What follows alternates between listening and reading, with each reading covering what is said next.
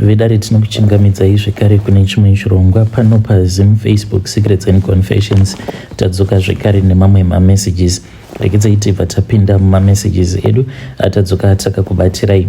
Message yedu yekutanga yakamira sekudai so: hanzi makati zvenyu mukoma, ndinokumbirawo kuti munge muchindiposterawo nyaya yangu makavigawo chitupa changu. Inini mukoma ndiri mudzimai, ndine makore 46 years ekuberekwa. Ndoda kukureurura izvo zvandakaita kumwana wehandzvadzi yangu, ende mwana wangu pari zvino ari kutofambidzana neuyo ainge achifanira kuti dai akazoroora mwana wehandzvadzi yangu. It is only that vachiri kudanana zvavo in secret because tichiri pakati pekuidzeya nyaya iyi kuti zvino tichaiburitsa sei kuhama kuti ndo zviripo, ende zvaizvezvi mwana ari kugara achingoti mama I think kuti ndine pamuviri. So zvakaitika mukoma ndezvekudai so it was in the beginning of this year. Then mwana wehandzvadzi yangu akabva azondiudza akanditi tete ndinokumbirawo kuti mundibatsire. Ndikati ndokubatsira nei? Akabva anditi ndinomwe mukomana wangu uyo wandiinaye wandakasangana naye online. Mukomana uyu manje aripo kuSouth Africa ikoko.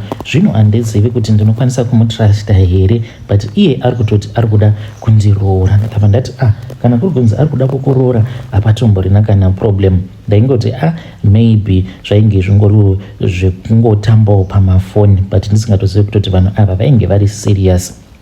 Then ndakabva ndachizosangana naye, but tichizonosangana it was that same day iro randainge ndichifanira kuti ndinge ndichizouya navo kuZim. So mukuzonofamba umu ndakabva ndotoona kutoti ko inga wani zvatori munhu kutoti atori nemotikari yake anotoratidza kutoti anotoraramawo kaupenyu kari right. Ndakabva ndarwadzwa, ndakabva ndati but mwana wabhodhi nemisikanzwa iyo yaakatanga kuita achiri kuchikoro achidanana nematicha, tichingogara tichigariswa matare kubva achiri form 2 achidanana nevarume vevanhu. Iko zvinozvo mwana uyu ndiye ava kunzi ari kufanira kuti anga achiroorwa nemurume anoratidza kuti akadzika madoro hanwe hazviti fodya anoenda kuchechi. Kowanguwo mwana inga wani zvaachiri mhandara zvaasina kana kumbogara akaita musikanzwa. Ndikabva ndatoti pano zviri nani kuti uyu ange achizotora mwana wangu. Takati tiri murodhi kudaro tisati tayambuka bhodha ndopandakabva ndazotekistira vamwe madzimai avo vandinowanzo kushandidzana navo. Ndikabva ndati ndiri kuuya ikoko, ndikavaudza nyaya yangu yose nezvose zvandainge ndichida kuti vange vachizondiitira. By the time yatakazosvika kumba, kana murume wangu ainge asingatozvizivi kutoti painge patori neminamato yainge yakatomboya ikaitwa pamba. Mwana wangu akatogezwa neminamato kuitira kuti chiso chake chinge chichizovheneka chichizopenya. So takazoti tasvika pamba paya, then ndikabva ndati ivo vainge vachifanira kuti vange vachienda kunogeza bamunini ava, but vakabva vazonoisirwa mvura nemwana wangu. Kunoisirwa mvura kwavainge vachinoitirwa nemwana wangu, iye ainge ava kutotora chinzvimbo chamainini vake kuti ndiye ari kufanira kuti ange achizova mukadzi wavo bamunini ava. Mukomana achizvadaro after vapedza kugeza nemvura iya yainge iine munamato, iyoyo mvura yacho akabva azoitora mwana wangu yainge. Saka iye mwana wangu akazoti vapedza kugeza, ndakabva ndamuudza kuti anga achienda kunotora mvura kana kwainge kuine mvura inenge yasara aifanira kuti anga achizoinwa. Mwana wangu akabva azotora chidustpan ndobva aita yekunokupa kuzonosvika achizadza kapu akabva ainwa yose ari mubathroom imomo. Mwana akabva azouya nechikafu paya after tagara pasi. Saka pakuzonodya apa tisati tatanga kudya painge paine madhishi maviri ekugezera maoko. Ivo bamunini havana kuzviona havo, but vakagezera mudhishi ravo roga patakatanga kudya, uye zvekare tapedza kudya mvura iyoyo yavakagezesa nayo maoko avo yainge iri mvura yainge iri yemunamato yekuitira kuti vange vachizoramba kwavo musikana wavainge vachida. Paya pavainge vachizunza maoko vainge vachitoramba uyo musikana wavainge vachida kuzoroora mwana wehandzvadzi yangu. Mukomana vakarara pamba the first night. The second day ndakabuda ndichidzoka ndikabva ndavabatikidza vari busy zvavo vakabata mwana wangu. Ndakabva ndaita sekunge ndainge ndisina kuzviona. Time ndakabva ndazovadana pasaidi ndikabva ndati naimi bamunini ko mwana wangu manga muchida kuita sei naye? Vakaramba vari zii. ndikabva ndati bamunini munozviziva kuti mwana wangu uyu asati akambosangana nemurume pabonde here? Ivo vakabva vati that is impossible, nezera rake here? Ndikabva ndati akadzikama uyu asati akambosangana nemurume pabonde. Then ivo ndakabva ndatoona kutoti vakabva vatotanga kutopindwa nedzimwe pfungwa. Zvino vakabva vazonditevera vakabva vanditi ndikukumbirawo kuti munge muchindiudza. Ndikabva ndati taurai zvenyu. Vakabva vanditi nhai uku kwacho kwandiri kuenda wangu munhu uyu iye ari sei, iyewo achiri mhandara here? Ndakabva ndaseka paya kuita kuridza chikwee. Ndikabva ndati mhandara ipi? Hakuna mhandara yakadaro. Munozviziva here kuti akatanga kutinetsa mwana uyu achiri grade 7 zvokutoti izvozvi tiri kutoshamisika kutoti ndiye ava kuda kutoroorwa. Ndakabva ndaisa doubt mumwoyo mavo. Bamunini vakabva vazoronga nemarelatives avo akabva azouya kuHarare. Ivo bamunini vakabva vazongotanga kuraisa point yekuti nezera rake kana kuri kunzi iye haasi musikana akakwana, I don't think kuti ndinokwanisa kumuroora, because zviri nani kuroora munhu anenge agara aine mwana wake than kuroora munhu kuti anenge asiri mhandara but asina mwana. Ndikabva ndatoti good one zvainge zvaita. Mukoma takataura tigotaura. Saka iye ndakabva ndazomuudza kuti aifanira kuti ange achizoya kuHarare. Zvinova zviri zvinhu zvokuti zvakabva zvatomushamisa, because I expecta kuti isusu taingoenda kumushaka 1. Akati asvika pamba akabva atoona kutoti painge patori nedare rainge rakamumirira. Iniwo ndakabva ndangomubvunzawo izvo zvandainge ndatumwa neava vainge vachida kumuroora kuti iye ainge achiri mhandara here. Ndakamutora ndikabva ndaenda naye pasaidi even though ndainge ndichiziva. Ndikabva ndati nhai mwana wehandzvadzi yangu, ndokumbira kuti unge uchindiudza iwe uchiri musikana akakwana here? Ndakabva ati nhai Tete, why is it muri kundibvunza zvinhu zvakadaro? Kuinga kwani munozviziva kuti ndakamboita musikanzwa ndichiri kuchikoro? Ndikabva ndati manje varume vako ava vanenge vari kuda kuomesa musoro. Then iye akabva ati kwani kuomesa seiko musoro, because takamboitaura nezvayo nyaya iyi kuti ininiwo ndine munhu wandakambofambidzana naye. Ndikabva ndati let us go back inside. Ndokubva tadzokera mumba muya. Ndakabva ndatongosvika ndikabva ndati izvi zvinoda kuti iye ega ange achizvitaurira nyaya dzake. Saka akabva atanga kuchema paya, agochema mushure mekunge abvunzwa nasekuru uyo ainge achifanira kuti ange achizova murume wake kuti iye ainge achiri musikana ainge achiri akakwana here sezvo ainge asina mwana. Then ndokubva atanga kuchema paya. Vakabva vatozviziva kuti mhinduro yake yainge iri ipi. Mukomana ashe ndokutovharana kwazvakaita paya. Ndikabva ndatanga kuchemawo ndikati wandinyadzisa mwana wehandzvadzi yangu, hauna kunyadzisa ini ndega asi wanyadzisa nababa vako. Ndikabva ndatofona paya tichitorimo mudare. Ndikabva ndataura nehandzvadzi yangu kumusha. Ndikabva ndatowedzera munyu pachironda. Bamunini ava vakabva vazodzokera zvavo but already vainge vatotanga kutotaura nemwana wangu. Iniwo ndakabva ndavasimbisa. Ndikabva ndati imi bamunini mungada kuroora munhu wekuti haana mwana apa haasi mhandara futi? Komunongozviziva seiko kana akabvisa kana dzimwe nhumbu kumashure uku? Hazviite kuti muroore munhu akambobvisa nhumbu, hazviite izvozvo, munozvipa munyama. Saka vakabva vazorambana paya. Then vakati varambana ndikabva ndatanga kuvakurudzira ndichiti bamunini kana muda kuroora make sure kuti mucharoora mhandara, musazoroora musikana wekuti munenge musingazivi kuti akambofamba nenzira dzipi. Apa ndainge ndichisaidira wangu mwana.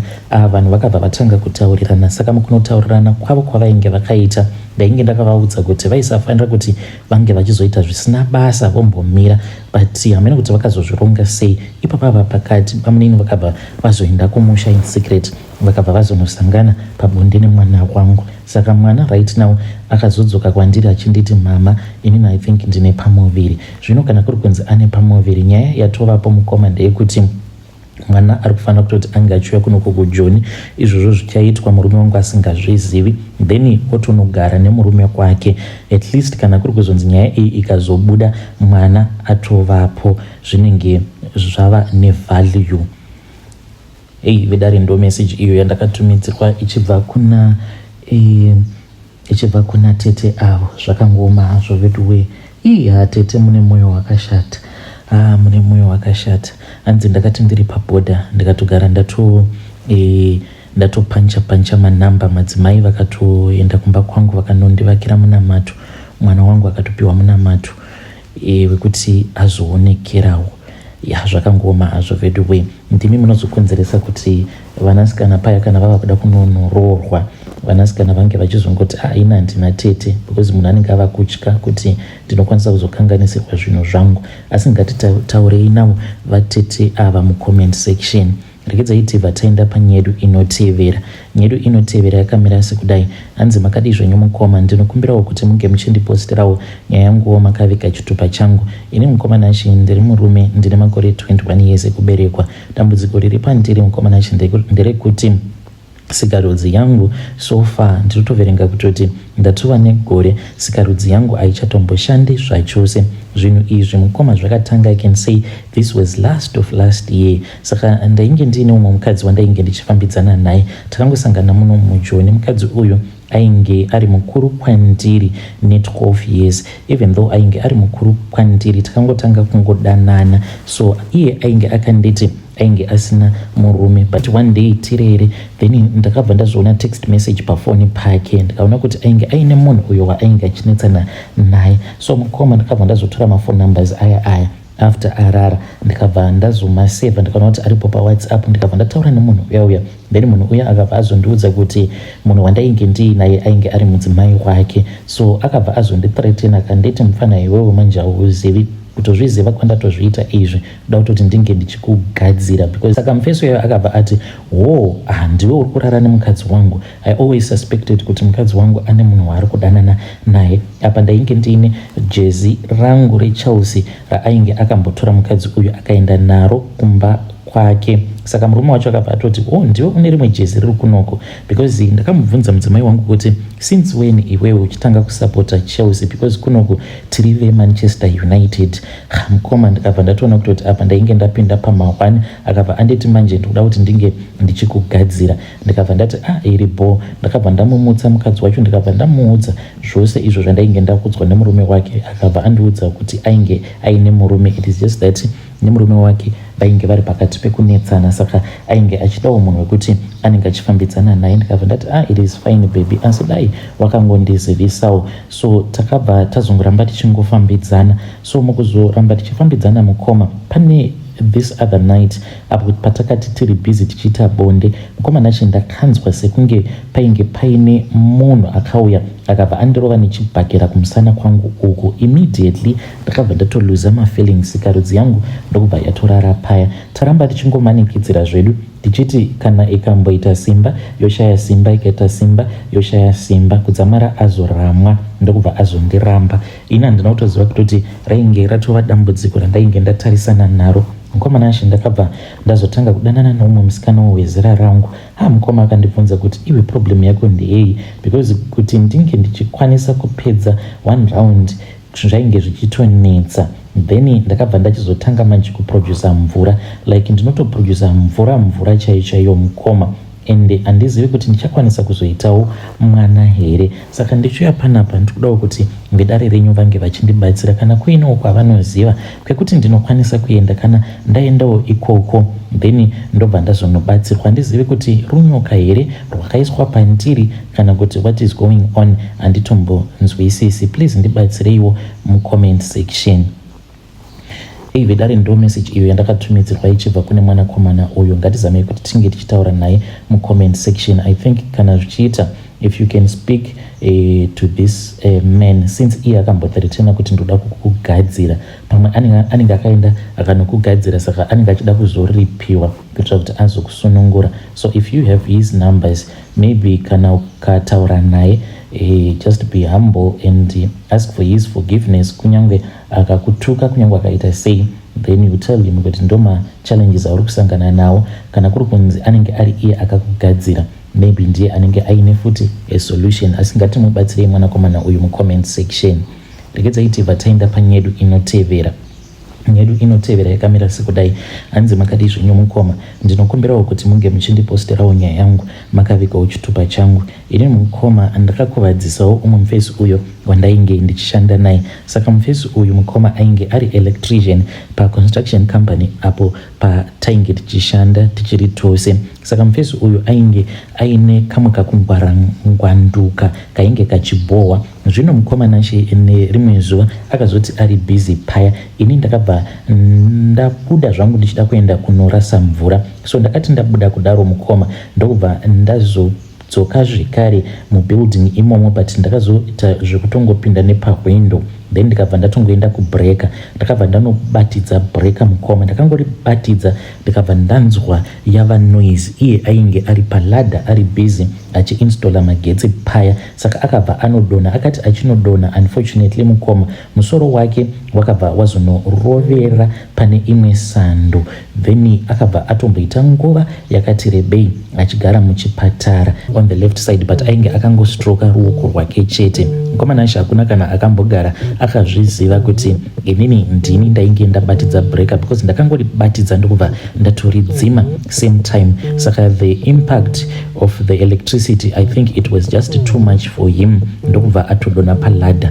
Mukoma ndiyo confession yangu iyo yandiinayo. Ndakazosvikawo pakuzosiyawo basa pasina kana munhu one ainge akazviziva kuti ndini ndainge ndazvikonzeresa. Vedari ndo message iyo yandakatumidzirwa ichibva kuna mukoma vedu. Ngatizame kuti tinge tichitaura navo mukoma vedu ava mucomment section. Zvakangoma hazvo vedu we. Rekedza tibva taenda panyedu inotevera. Nyedu inotevera yakamira sekudai. Hanzi makadi zvenyu mukoma, ndinokumbirawo kuti munge muchindiposterawo nyaya yangu makavigawo chitupa changu. Confession yangu mukoma yakamira sekudai. Inini ndine kabusiness kangu ako kandiinako. Saka kabusiness kangu aka mukoma kandiinako ndainge ndakambozama kuti ndinge ndichikabooster, ndokubva ndazoendawo kuMozambique ndikabva ndapiwa mishonga yandakanzi ndinge ndichienda kunocherera padhuze nepatakshop pangu. Zvino mukoma nacho zvava kuitika ndezvekuti ndiri kurota ndichinzi ndikufanira kuti ndinge ndichichekeresa mwana wangu musikana. Mwana wangu uyu musikana mukoma wandiri kunzi ndinge ndichichekeresa, iye ari mugrade 3 right now. Saka ndikudawo kuti vedare renyu vange vachindibatsira. Handichaziviwo kuti kamushonga aka ndikakarasa sei, because ndinoti kana ndikafunga nezvekuda kukarasa ndakatombofamba ndichida kuenda kunokarasa, but ndakabva ndazobatwa nechadzimira. Inini ndigere muWaterfalls, ndakafamba mukoma nacho ndichida kunokarasa kamushonga aka, but ndakabva ndazongobatwa nechadzimira. Pandakazopepuka mukoma ndainge ndatova kumbare. Zvinova zviri zvinhu zvekuti nanhasi uno zvinotondinetsa kuti ndakazofamba sei from Uplands to Mbare. And mukoma nashi zvinhu izvi zvakaitika within 5 minutes ndainge ndakangokabata kamushonga kaya. Vedari ndo message iyo yandakatumidzirwa ichibva kuna mukoma vedu. Please ngatizame kuti tinge tichitaura navo mukoma vedu ava mucomment section. Strange things indeed they do happen in this world.